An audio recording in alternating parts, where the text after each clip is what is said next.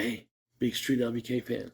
We're going to do some motorsports shit this week. I'm going to take a break from what we're singing, and we're going to go through some Formula Drift. At least streets of Long Beach, top 32, top 16, all the way to the Carbon Fiber Trophy, maybe a second round. But we're going to go ahead and cover Formula Drift 2021. And yeah, so stay tuned. We're going to have some fun. I'm going to do my own commentary, try to be as fair as I can. You know, I'm a fan of the sport, so there's always that issue. But yeah, fuck it, dude. We're going to send it. We're going to do some analyzation. We're going to do some commentary. We're going to do some opinions. We're going to be fans of the sport and just overall motorsports enthusiasts in general. So let's go ahead and take this ride. Let's not get lost in the smoke. All right, go into this race right here, man. All right, let's do it. All right, man. Let's just get into it. This is Formula Drift 2021, Long Beach, top 32, all action. Let's roll. The first time here after 2.5 years. Being on hiatus, it's great. It feels so right. It feels so good. Is that JTP? There's always a little breath holding on this first battle. Why? What is that? Just like, I mean, we're just the announcers. Imagine the drivers. Because of the energy. Got it. Here we go. Send it. JTP. Of the judges out to the outside. There's a little touch and go. Justin Paul gets out there. Alex Robbins on the struggle bus right now as JTP with all the clean air. Absolutely putting it down and doing exactly what he needs to do. But Alec Robbins having a tough go, man. That's phenomenal Here lead you are, run by Justin, dude. Number 32 qualifier, going against #1 qualifier on this unforgiving track. Yeah, Alec Robbins going back to St. Louis absolutely blew our minds that event in qualifying, and then had a tremendous crash. It was a little bit scary for a minute there, but really turned over a new leaf. Now against this battle with Justin Pollock, it looks like he's fighting the car a little bit there, and it ends up biting him to the point where he has to stop drifting. So it's going to be an incomplete for Alec Robbins in the chase position. This does put Justin Pollock in a very favorable position in his chase run, assuming that Alec Robbins doesn't need to use his competition timeout to take a look at the vehicle. But you can see the kind of problems start there for Robbins. That front end just kind of grips up, stops drifting. Now, Justin Pollock in this case, because the chase driver incompleted, he would need to finish the run. He did do that cleanly, and so he's going to have a big advantage going into run number 2. You tell him, Ryan. All right, making their way back to the line. You can see our next duo back in the background. Justin Pollock's going to whip it around.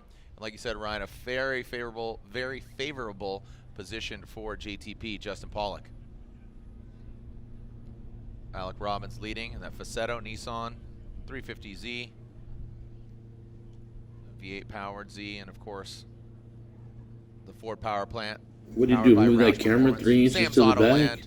On the front end of that vehicle of JTP. Makes no sense. Shout out to Sam Kaskanian and Dwight Tanaka, always great hosts.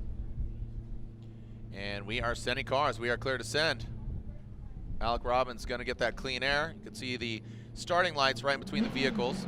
The chase car can jump the lights, but not until they're extinguished can lead car leave the start line. Alec Robbins sends an interview of the judge, gets to that outside touch and go. And Justin Pollock, chasing him down. Didn't get as deep as Alec Robbins, but he knows he has an advantage here, so he really doesn't need to pour all of it on there. Just really kind of show up, show some presence. And there it is. That's going to be an easy win for Justin Pollock after, unfortunately, Alec Robbins' mistake on that first portion of that battle. Yeah, and if you're watching this as a drifter yourselves, you're at a Pro-Am, you're coming up, this right here, this move by Justin Pollock is just a really good example of a driver that understands what his car is capable of and what position he was in the event competitively. He had a driver with an incomplete. He could have stayed back. He didn't. He kept control of the vehicle, kept the proximity and the pressure on Alec Robbins, but he didn't take too much of a risk to where he's putting himself in a situation where he might have run into Alec or made a big mistake that could have nullified the incomplete by Alec in his chase run. So this is a great job by Justin Pollock. It'll be an easy win, as you say, and unfortunately for Alec, he'll be going out in the top 32, but JTP, who had a really tough event in Erie, 0 points accumulated, is trying to fight back. He was doing so well, had a complete engine failure, is now looking like he's back in the hot seat once again and doing a great job here in Long Beach. So Justin Pollock gets the easy victory. He will advance on into the top 16. We'll make it official here in just a moment. But it's taking them so long to make it official.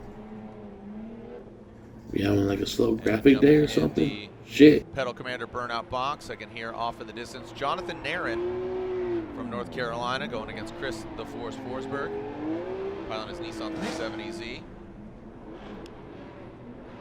Chris said he's been battling a sinus infection, so he says he's not feeling 100%. That's why his qualifying yesterday, and we'll make it official. Slide him left for Justin Pollock, right for Alec Robbins. You know the drill.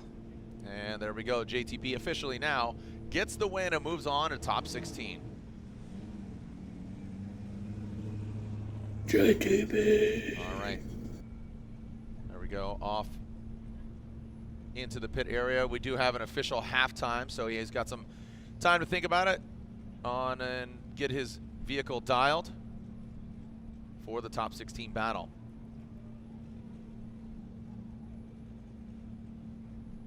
And there's our next pair. We are sending cars. Jonathan Nairn will lead, and this should be a fairly equally matched battle. I mean, Nairn, trying to recall if he's even ran here at Long Beach. He would have to be that back in 2019. I can't recall if he did, but Chris Forsberg, obviously so much history here with this track. Here we go. Forsberg chases him down. Jonathan Nairn. Whoa! Gets out of that touch and go. Really digs deep into that touch and go area. Forsberg now applying the pressure. If he wasn't feeling it yesterday, he's definitely feeling it here today. Ryan, look at that. That just shows all the equity there, what he's done. Nairn really coming out swinging. But Ryan, you talked about it yesterday about how deep is too deep. Yeah, that one good wall ride, but then he went shallow on like the last 3 clips of the zone. Yeah, and Forsberg is forced to make a really kind of a defensive move to protect himself. Nairn goes super deep right there. You can see Forsberg angled up now, coming back across. Forsberg is making adjustments here to try to get back in the fight. The front end almost washes out there from Nairn in his lead position, but Forsberg is certainly keeping the pressure on throughout the entirety of the course. There's no surging element here. This is going to be a big area where the judges are going to take a look at what the impact there was to the chase driver. You can see that Nairn, when he made contact, he went a little bit deeper than he needed to, and then he wasn't able to fill that second outside zone. You have Chris keeping a lot of pressure on him, making adjustments to the lead driver, which is what he should be doing. But in some sense, you know, did he get too close there, you know, on outside zone 1 where it could have been worse than it was? Or excuse me, touch and go. So we'll mix things up now and have Forsberg go to the lead as Jonathan Nairn will chase him down. Yeah, you bring up a great point. How close is too close? You know, some drivers you can kind of predict what's going on, you know, based off of qualifying or history. Nairn, you know, doesn't have a ton of history here in Formula Drift. Third year, he's been banging away for a few years here, but this is a new vehicle for him. He was piloting a Ford Mustang for a couple years, but you saw Forsberg just throw even some more angle at it to really slow him down. So Forsberg will now lead. Nairn will give chase. What do you got, Ryan? Nothing, just, you know. I see you conversing with the judges. Yeah, just asking them how they're doing. Got it. They said I'm doing good. Yeah, they're staying out of the heat. No, I wanted to ask them what they were thinking about on the first touch and go and how they were judging Nairn. Got it. Their perspective. Okay, thank you. All right, Chris Forsberg will now lead. Oh, Nairn going in. Chris Forsberg then shallowed it up. No bueno. Does not get out to that touch and go. Looks like Nairn having some troubles there from the start. I definitely want to take and focus on the initiation, Ryan. Did Chris initiate at the right time when he thrown off? Didn't seem like Chris got all the way out to that touch and go. And that might have been, you know, kind of at Chris's fault. Let's take a look at that again as Forsberg lead, Nairn gives chase. I think this run is going to have more of an overall impact on the overall battle than the first part of the run. You know, looking at that touch and go where Nairn made contact, this run here, as Forsberg initiates, Nairn is surging forward and he falls off the line. Now, Forsberg doesn't get out to the touch and go, but now Nairn is a non-factor in the battle. And it looks like he was just pushing a little bit too hard there because Forsberg was going to get back on throttle. Remember that we have that decel zone, and then driver should be back on throttle to push out to the touch and go. And you can see Forsberg is back on throttle, but he's not able to get all the way out there. Nairn may have kind of missed time or misapplied the pressure, and then he was playing catch up the rest of the run. He kind of became a non-factor there. That's kind of how I'm seeing it at first pass.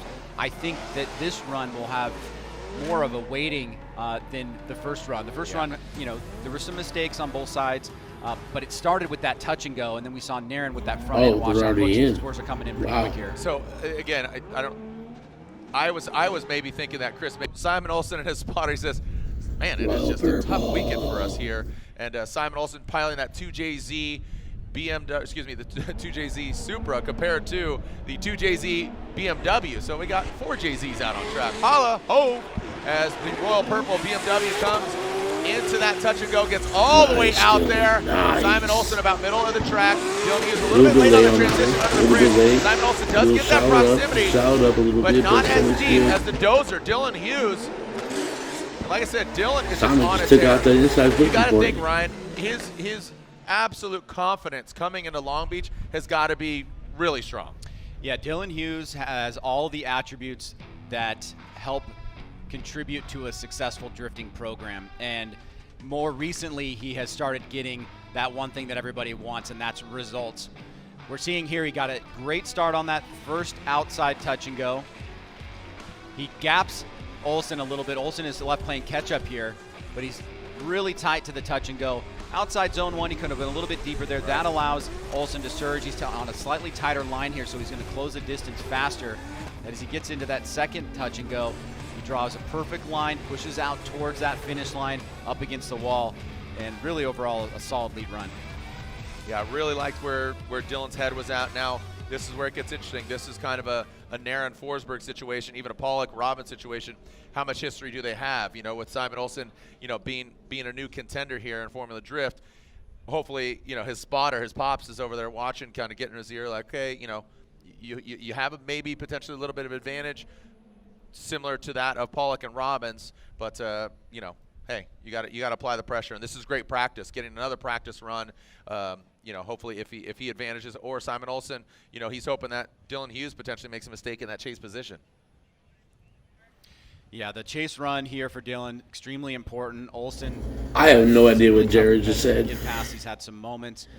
Like he went in one ear and out the other. So this is not a gimme by any chance. Dylan does have to keep the pressure on I here. have no idea what they're talking about right now.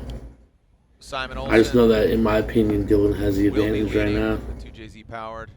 Let's see what he does on the lead, though, or Simon does on the lead. Coming to us from Norway. See how Dylan applies the pressure in the chase. Another Norwegian, but definitely a different power plant. Looks like our spotter looking underneath the vehicle, making sure everything's all right.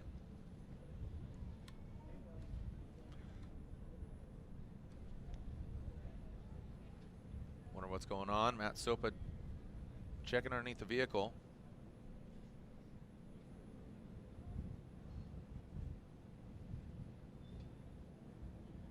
All right. Looks like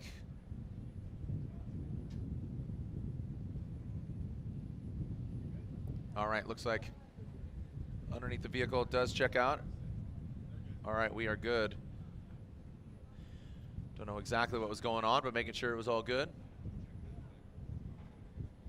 Yeah, Olsen, I'm sure, you know, had some, I know I walked up, like I said, at practice, he got in tussle with a wall. His back hatch was off to the side. His wing goes over to the side, so he smashed it up pretty good, but right now, he's going for the gusto here on the streets of Long Beach. His first time out here. Let's see what you do, Simon. Let's see what you do.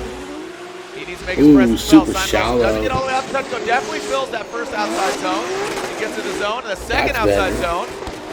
Dylan Hughes, great proximity here. Looks like he does mimic his line, which could have been deeper by Simon, but I'll tell you again, when we went through that lead follow kind of expectations and the chase expectations, I'd go with Dylan because of by Dylan Hughes.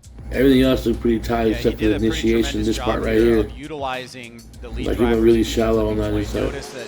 That touch and go, all the whatever way it's out called. to the touch and go, and Dylan anticipates that and was able to make that move quickly and stay on the line that Simon. Like that was clean, man. That was a clean outside zone too. The judges are asking and here's the inside clip. I think we're continuing to see his development as a driver. Those that was clean, are great, but I think it's going to be that touch and go that's what's cost him the top 32.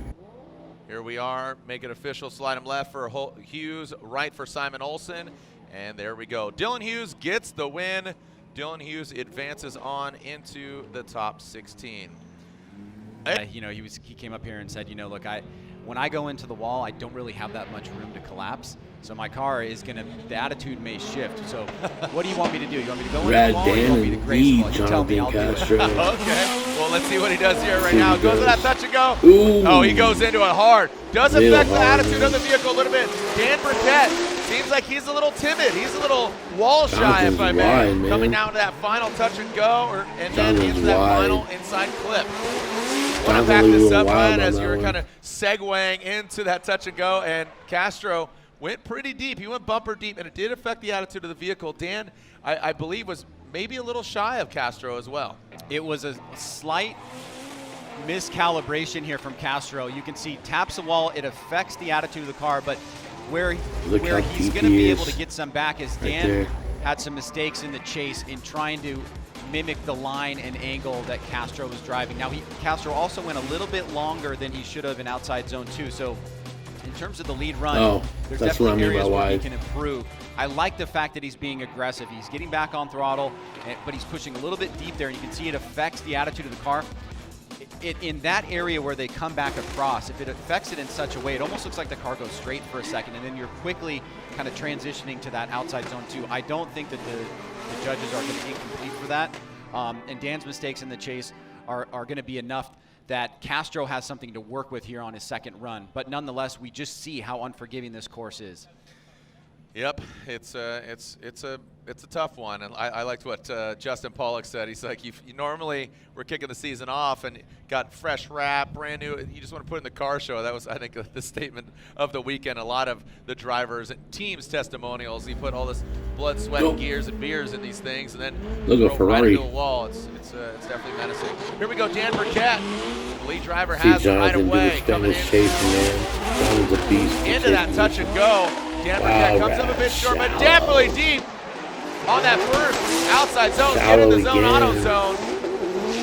Past that touch and go. Castro giving a little bit of room here. Crossing the finish line. Burkett ends kind of middle of the lane.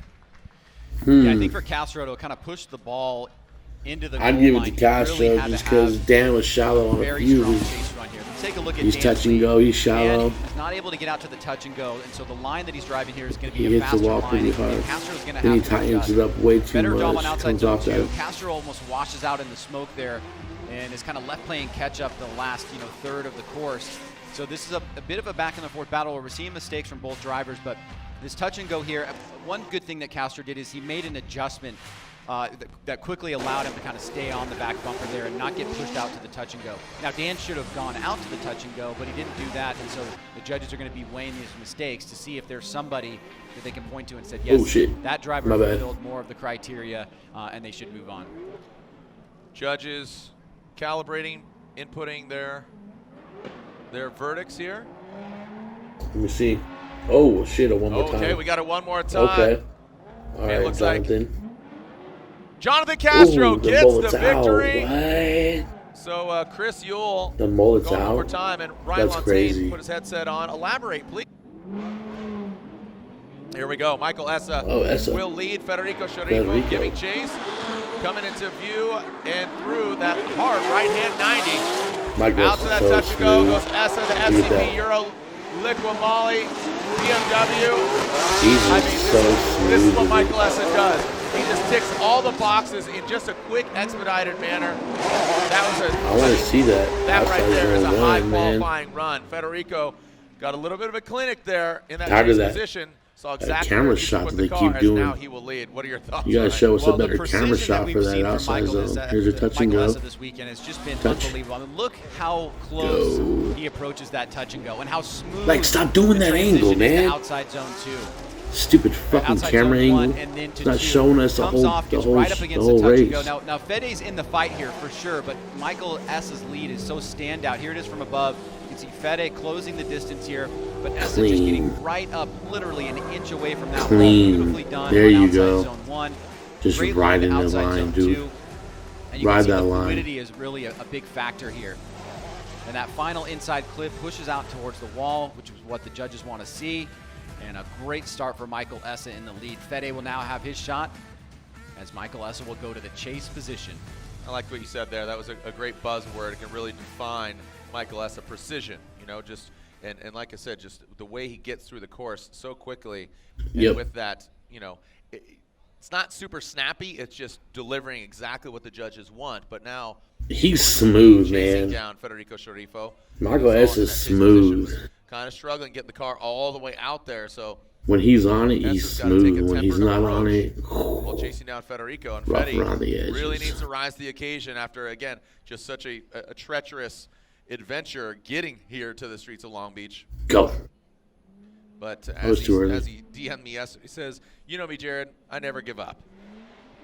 Federico Sharifo, Triple F, drifting department, GTB Ferrari. There he goes. Almost gets out of that touch and go, but he's going to feel all that tap, that back bumper on that outside Really zone. shallow on Taking that a very one. shallow line. Doesn't get to the Very, second very outside shallow. zone. Definitely gets out to that touch and go and wraps around that final clip. I can't believe he Ryan, just like I knocked the said, bumper off his I Ferrari. believe Fetty did step up when he was That out was front. crazy. But Why was would that you- enough?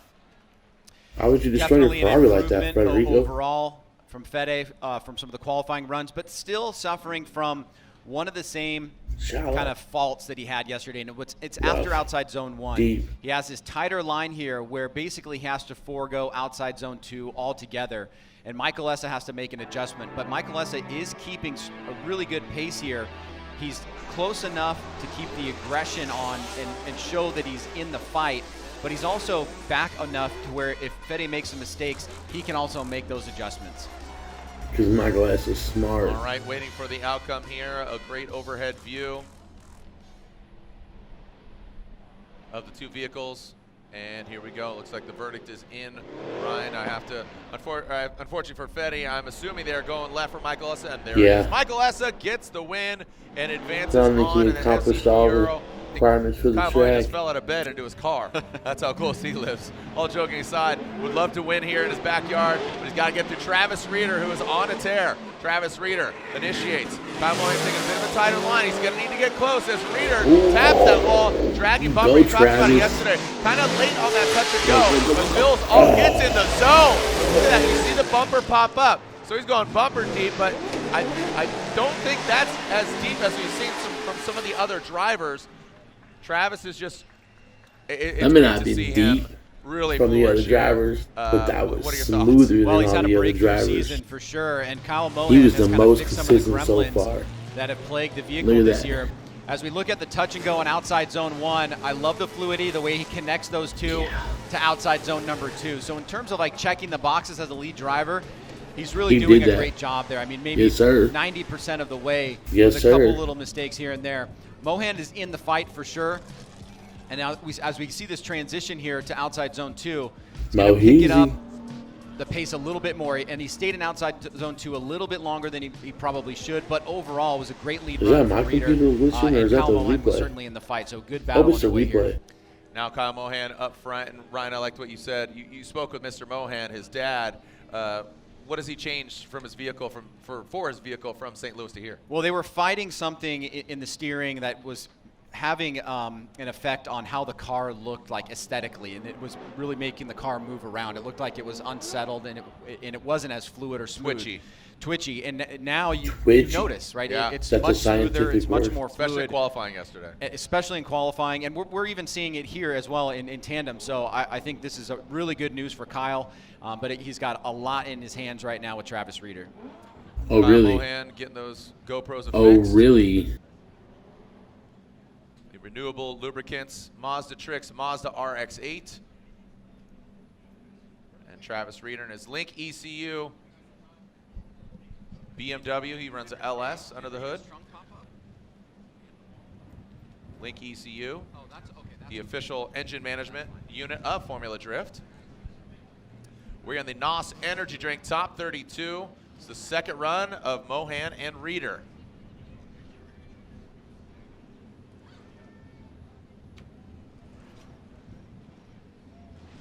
All right, fans beginning to stream in here, live in the building. And Are you here we go ready? with the second Are you run, ready? Watch the light. Mohan and Reeder. Go.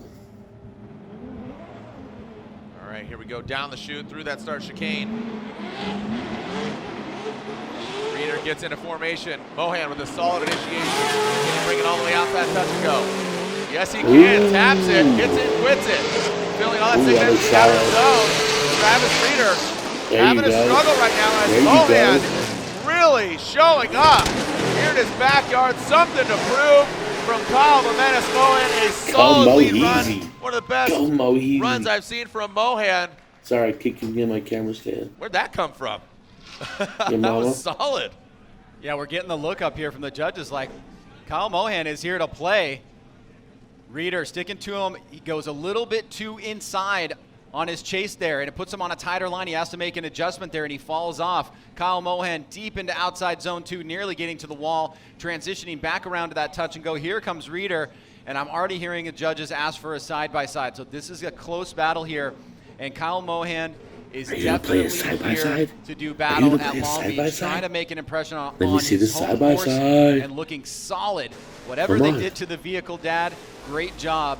Kyle Mohan is looking awesome.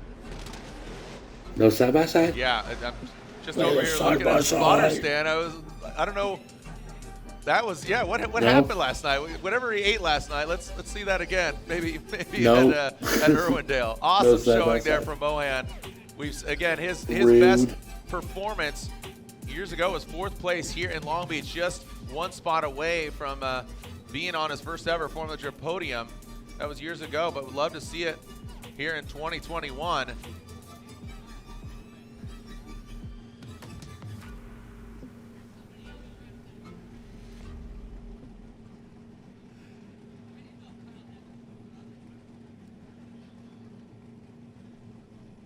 What are we waiting for? What are you waiting for? All right, as we await Give me the scores. the outcome, I believe the judges are requesting a side-by-side. Here we go. This is our BC Racing side-by-side. Ryan, what do you think is the point of interest here? Well, I know obviously they're going to be looking at the mistakes that were made and seeing if they can add them up to a point of difference. See, if you want to go with mistakes, I have to give it to the BMW because so outstanding. I think Travis was more smoother. He was hitting the zones better. And Moheezy was a little bit shallow on a couple of his zones. But it also may be too close to Great call. chase runs between both of them, but the lead runs were, there's enough differences to where I would lean it one way or the other. And I would go with Travis over Kyle. All right, as we talked about Travis Reeder. That's just my personal opinion. Throughout the season, Mohan, he's here in his backyard. Slide him left for Reeder, or right for Long Beach's own Kyle Mohan. Kyle Mohan gets the win. Our lone rotary in competition. Seeing top 16 dude? for Kyle Mohan. Did I miss something? Had multiple errors. It was not, shouldn't have been given the win for that reason. There we go. All right, thank you, Lantan. Here we go. 2 veterans of the sport, day oneers. Dio Shihara, Kenshiro Gucci. Dio Shihara initiates. Look at Ken Gucci getting close. But Ken Gucci has to back off. And now Dio under the bridge. Now coming to that second outside zone. Dio a little bit deeper than Gucci.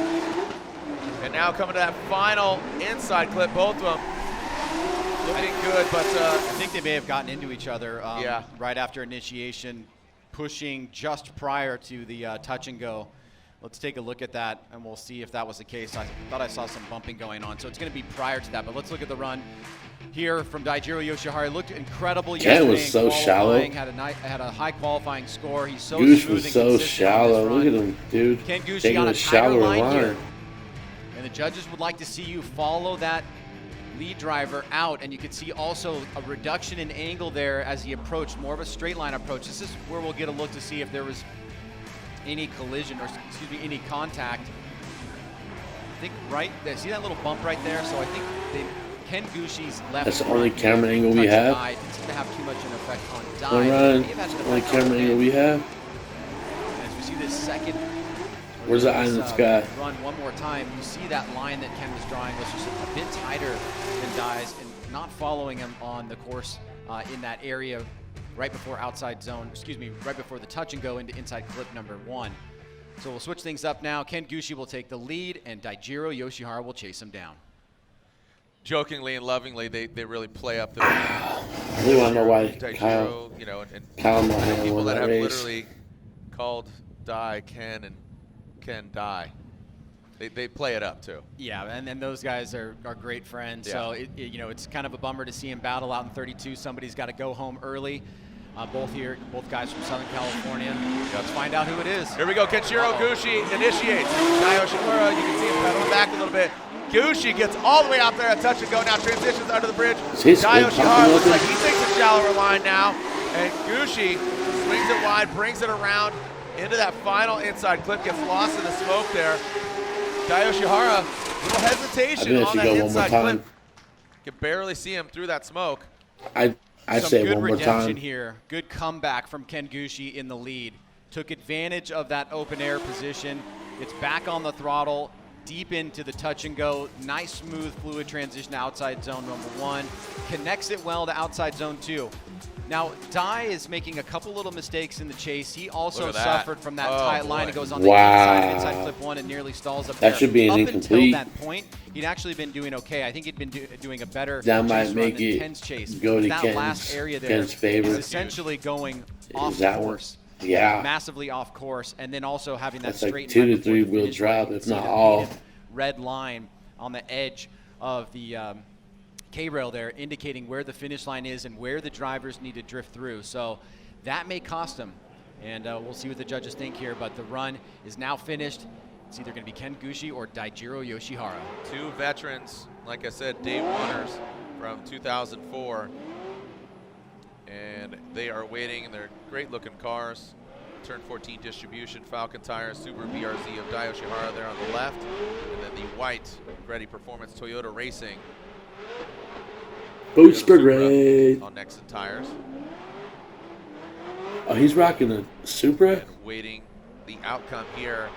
And a BRZ. Aren't that the same car? Just one like you said, Subaru and one's Toyota? Both the drivers in that chase position. Who was tidier? Who was more aggressive?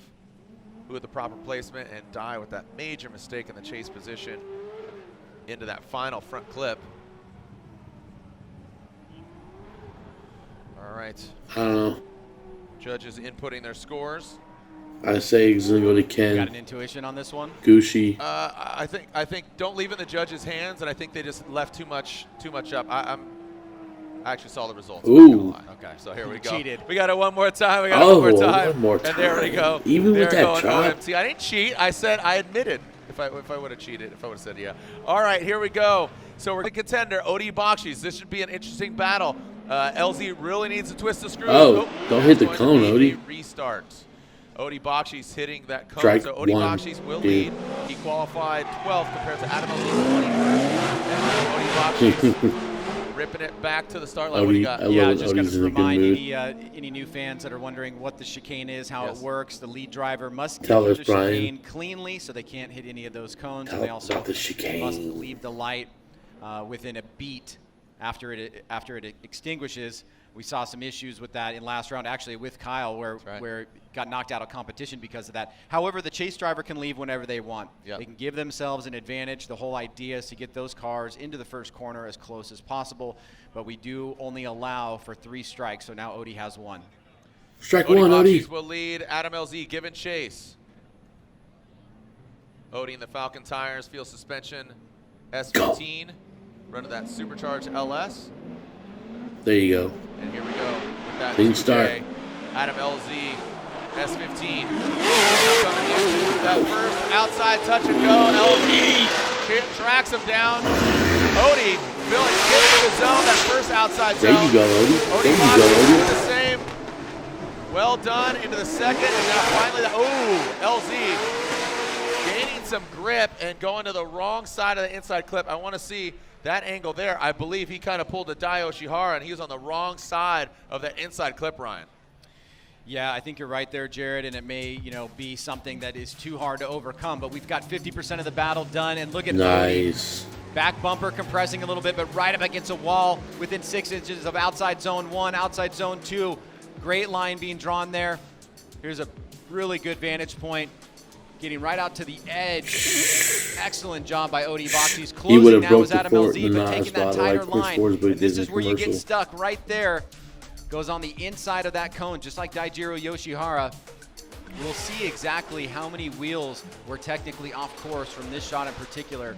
As we get a look coming through the bridge here, LZ for a second was on a tighter line. He made a good adjustment here, but as he comes through the smoke, much too tight of a line, and he's on the right-hand side. See, that's the tire drop, technically man. being 3 or 4 tires off there. So See? that is a very similar mistake that we saw to Daijiro Yoshihara. Obviously, that had a huge impact on the overall result. So LZ's got to come back strong here, put down a solid lead run, and to just know that he's got one of the best chase drivers in the world behind him right now in Odie Bakchis. Yeah, Odie just as Odie don't play with the chase, he bro. has history with this track. Odie don't play with the He's chase. hungry. He won the first round. No, sir. In Atlanta, so he's No, sir. definitely got a fever for getting on the podium here. So LZ will lead. You can see Odie Bakchis Very confused. popping his door open, get Did some I fresh air. download the wrong one? Like I said, Adam LZ bringing all his fans I don't know. from the YouTube and all the videos he makes and all the content, bringing them to the I have no idea family. what's going on anymore with my life. It's like picking up some shrapnel. Not at We all. are back to sending them. So Adam LZ. You good, Odie? You Will good, lead. Adam? Okay. Watch the light. And here we go. Adam LZ on Nitto Go. tires. LZ S15. Clean start. See how it comes into view of the judges with their naked eyes. Now coming in. Massive angle from Shallow. LZ. Just a Shallow. bit shy, but look at Odie Bakchis applying There you- pressure. that's a Ryan, you good- talked that's about a how good good outside Odie zone. Bakchis was in the chase You're doing an inside clip. position, and he's absolutely proving you right. And LZ, Ooh. he loops it, parks Shuts it down. and just being lost in the smoke there. Want to go to what I call the truth serum camera, that overhead view. True serum camera. That's that. Man, that's that things got Android. hairy And that there. drone. Well, Oh, they heard Odie you, Jared. Bakchis was having a solid chase run, and because of this section of the course right here where LZ doesn't get out to the first outside zone, he's having a better lead as well. But what really kind of solidifies it is this final section here. Oh, there was contact. There was contact. Odie comes up, and that is going to be something the judges are really going to have to take a look at. Remember, that is a decel zone. Right? That is a decel zone, Jared. Odie Or as he Ryan, comes through the my smoke bad. line, and I feel like all of the run here is not really going to be as consequential. It's going to be coming down to what this means. Odie comes through the smoke line, surges forward. I think we really got to see it That from the overhead. drone. That's going to give us. Yeah. Stop showing us the same track level.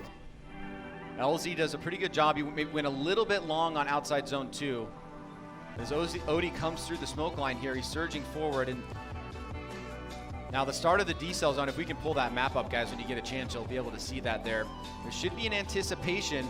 I want to see the Once overhead they shot. start Here we go. transitioning Here to we the go. second touch and go, that's where the decel zone basically starts and then finishes at the inside clip where they should be back on throttle. Adam's got some great angle here, coming, out of that Did second Odie outside get too zone. aggressive? Odie didn't have as much angle.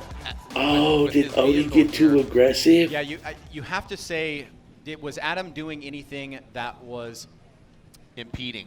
out of question, right? Yeah. Completely wrong. Unless he It's hard held to see the that brake, he the was. decel area too Look, much. see, the touch and go. Nah, he is didn't. right there No at the way. corner, and the decel zone starts on the approach to it. So the collision happens in the decel zone. And I know that the judges are taking a look at I think this. Odie went too aggressive. Did Odie just went get way lost too in the aggressive smoke on that. and not really give Adam enough room and end up making contact there. It looks like Odie tried to save it, and his angle here. See, right here, once he transitions, it's coming from being in the smoke and then not in the smoke. I think. That can be What if super Adam? tricky What if to deal Adam with. braked too early and that threw off Odie? Again, There's a is decel possibility zone, right there, and too. we're really talking up Odie Bakchis and his chase, his chase prowess. But unfortunately, I have to think that Odie was just maybe too aggressive. That is Yeah, that me is too, clear and Jared. defined as a decel area. Me and to be too, expected. Jared. So maybe just got a little too slick there. All right, waiting for the. It's going to come down to that because we have an incomplete scenario, right? Yeah. Here we go. Odie Bakchis or Adam LZ. Slide him left for Odie Bakchis or right for Adam LZ. Odie Bakchis gets 1 and 2. No way, so really? Odie gets the win. Ryan Lontaine gave me the eye and threw on his headset. So Ryan Lontaine, over to you, Lontaine. Can you hear me? Yes, sir. All right. I wasn't sure what you guys were saying. We were kind of talking amongst ourselves here, but essentially what we did is we incompleted LZ on his chase because he went 3 wheels off at inside clip 1.